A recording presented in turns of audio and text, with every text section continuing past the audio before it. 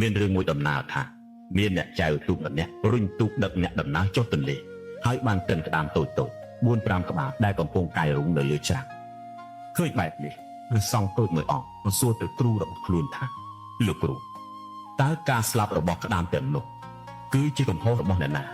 អ្នកចៅទូកជាអ្នកខុសឬអ្នកដំណើរជាអ្នកខុសគ្រូសើចតិចៗហើយឆ្លើយទៅកាន់ព្រះសង្ឃតូចថាឯងនឹងហើយគឺជាអ្នកខុសព្រះសង្ឃតូចឆ្លងកាំ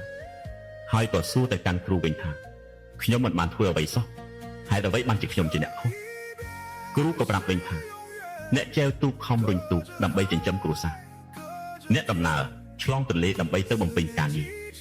ចំណែកឯក្តាមវិញខំខួងដីលាក់ខ្លួនដើម្បីរស់រានមានជីវិតម្នាក់សុទ្ធតែកំពុងប្រឹងប្រែងដើម្បីជីវិតមានតែឯងប៉ុណ្ណោះដែលកំពុងអង្គុយសួររកអ្នកណាត្រូវអ្នកណាខុស